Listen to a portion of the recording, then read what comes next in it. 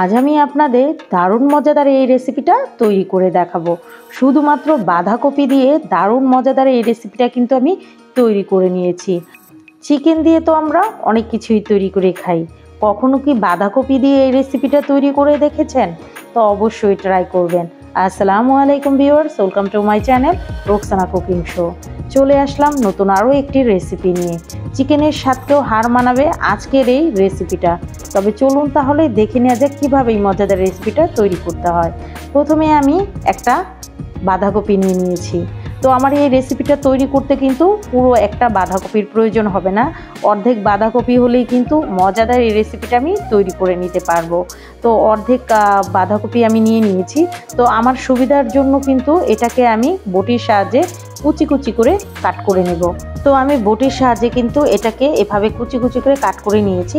তো আপনাদের যেভাবে সুবিধা হয় আপনারা কিন্তু কাটটা করে নিতে পারেন।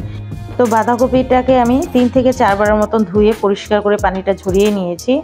দিয়ে দিচ্ছি কর্নফ্লাওয়ার হাফ কাপ দিয়ে দিচ্ছি চালের গুঁড়া। এতে কিন্তু এটা খেতে অনেকটা ক্রিস্পি হবে আর খেতেও ভীষণ ভালো লাগবে।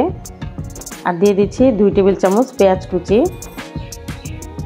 দিয়ে দিব 2 টেবিল চামচ কাঁচামরিচ কুচি। ঝালটা আপনারা আপনাদের পছন্দ মতন কমিয়ে বাড়িয়ে কিন্তু দিয়ে নিতে পারেন।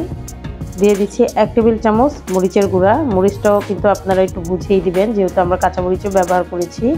দিয়ে দিচ্ছি হাফ টি স্পুন গরম মশলা গুঁড়া, হাফ টি স্পুন দিয়ে দিচ্ছি ধনিয়া গুঁড়া, আর হাফ টি স্পুনের মতন দিয়ে দিব হলুদের গুঁড়া। হলুদের গুঁড়োটা কিন্তু আমি হাফ টি স্পুনের একটু কমই দিয়েছি।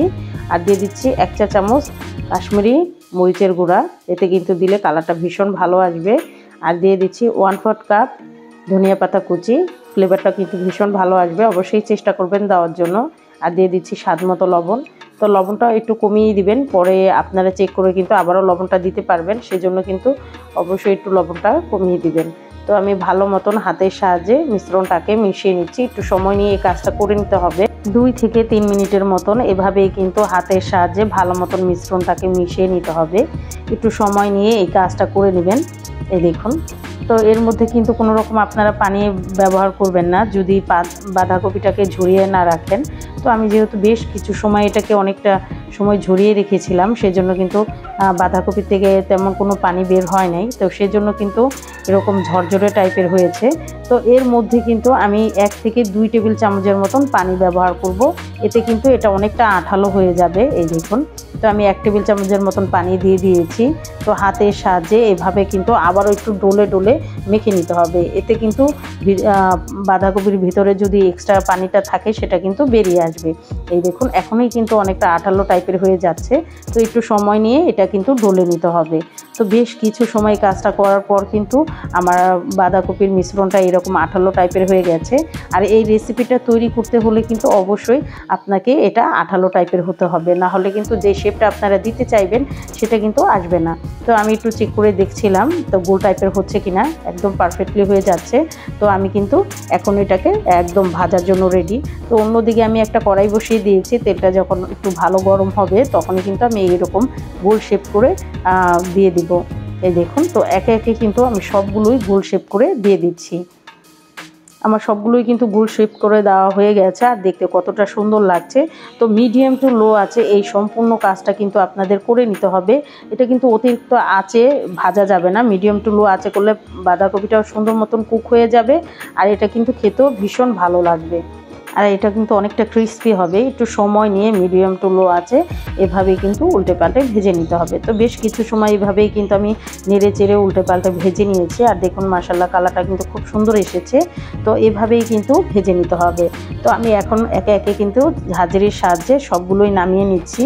এই দেখুন, তো আপনারা চাইলে কিন্তু এই অবস্থায়ও এই পকোড়াগুলো খেতে পারবেন। তো এটাকে আরও মজাদার করার জন্য একটা মিশ্রণ তৈরি করে নিচ্ছি। দিয়ে দিচ্ছি 2 চা চামচ কর্নফ্লাওয়ার, আর দিয়ে দিব সামান্য পরিমাণ পানি। তো এটাকে আমি একটা চামচ দিয়ে ভালো মতন কিন্তু মিশিয়ে নেব।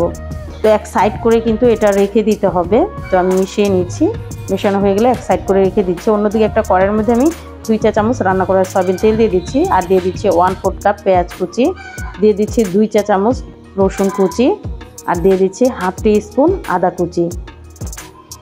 তো তো আমি আদা কুচিটাও দিয়ে দিলাম। তো নেড়ে চেড়ে বেশ কিছু সময় এটাকে আমি ভেজে নেব, কিন্তু কোনো রকম কালার করে ভাজবো না, জাস্ট আপনারা একটু কাঁচা গন্ধটা চলে যাওয়া পর্যন্তই কিন্তু এটাকে ভেজে নিতে হবে। তো বেশ কিছু সময় ভেজে নেওয়ার পর এখন দিয়ে দিচ্ছি 1/4 কাপের মতন গাজর কুচি। তো আমি এইভাবে কুচি করে নিয়েছি, একটু খেয়াল করলেই বুঝতে পারবেন। এভাবে কিন্তু আমি কুচি করে নিয়েছি। তো আমার কাছে গাজরটাই ছিল, সেজন্য কিন্তু শুধু গাজরটাই আমি ব্যবহার করেছি। আপনাদের কাছে যদি ক্যাপসিকাম থাকে আপনারা চাইলে কিন্তু কালারফুল ক্যাপসিকামও ব্যবহার করতে পারেন। তো আমি নেড়ে চেড়ে কিন্তু এটাকেও ভেজে নেব, কিন্তু কোনো রকম কালার করে ভাজবো না। এই দেখুন, তো আমি বেশ কিছু সময় মিডিয়াম টু লো আছে এইভাবেই অনবরত নেড়ে এটাকে ভেজে নিচ্ছি। এই দেখুন, তো এইভাবেই কিন্তু নেড়ে চেড়ে ভেজে নিতে হবে, আর এই কাজটা কিন্তু মিডিয়াম টু লো আঁচেই করতে হবে। এখন দিয়ে দিচ্ছি 2 চা চামচ টমেটো সস, দিয়ে দিচ্ছি 2 চা চামচ চিলি সস। অবশ্যই কিন্তু সসগুলো দিবেন, এতে কিন্তু খেতে ভীষণ ভালো লাগবে। আর দিয়ে দিচ্ছি 1 চা চামচ সয়া সস। তো দেওয়ার পর মিশ্রণটাকে আমি নেড়ে চেড়ে বেশ কিছু সময় এটাকে রান্না করে নিব। তো মিডিয়াম টু লো আঁচেই কিন্তু এই কাজটা করে নিতে হবে। দেখুন কালারটাও কিন্তু চেঞ্জ হয়ে গেছে। এখন দিয়ে দিচ্ছি আমি সেই মিশিয়ে রাখা কর্নফ্লাওয়ারের মিশ্রণটা। তো না দেওয়ার পর কিন্তু অনবরত এইভাবেই নেড়ে দিতে হবে, না হলে কিন্তু এটা জমাট বেঁধে যাবে। তো এভাবেই কিন্তু আমি অনবরত নেড়ে চেড়ে মিশিয়ে নিচ্ছি। তো বেশ কিছু সময় পর কিন্তু এটার কালারটা এরকম টেক্সচারে চলে এসেছে।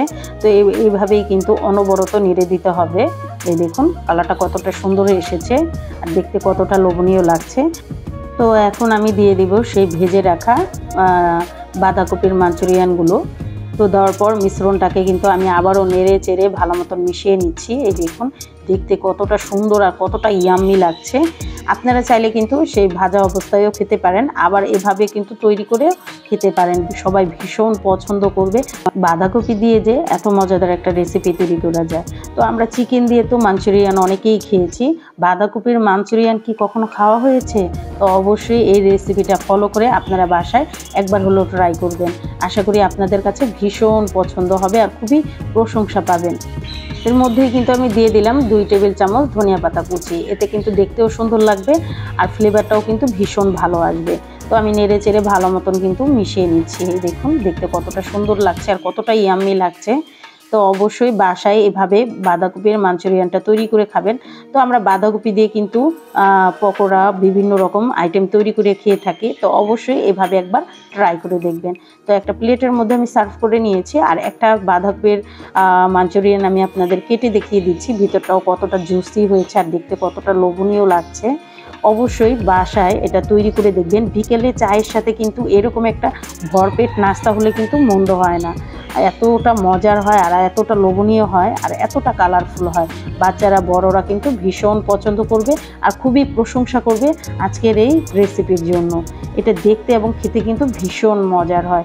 বিলিভ মি, আপনার বাসায় একবার হলো তৈরি করে দেখবেন। বাঁধাকপি দিয়ে যে এত মজাদার একটা রেসিপি তৈরি করা যায়, নিজেরা না তৈরি করলে কিন্তু বিশ্বাসই করা যায় না। তো রেসিপিটা আপনাদের কাছে কেমন লাগলো অবশ্যই আমাকে কমেন্টের মাধ্যমে জানাবেন। আর যারা এখনও আমার চ্যানেলটাকে সাবস্ক্রাইব করেননি, আমার ভিডিওগুলো যদি আপনাদের কাছে কোনো অংশে একটু হলেও ভালো লেগে যায়, অবশ্যই আমার চ্যানেলটা সবাই সাবস্ক্রাইব করে আমার চ্যানেলের পাশেই থাকবেন। লাইক, কমেন্ট এবং বেশি বেশি করে শেয়ার করে দেবেন। এবং নিত্য নতুন আনকমন ভিডিও পেতে হলে কিন্তু সাথে যে বেল আইকনটা আছে সেটা অবশ্যই বাজিয়ে রাখবেন। তো সবাই ভালো থাকবেন, সুস্থ থাকবেন। আল্লাহ হাফেজ।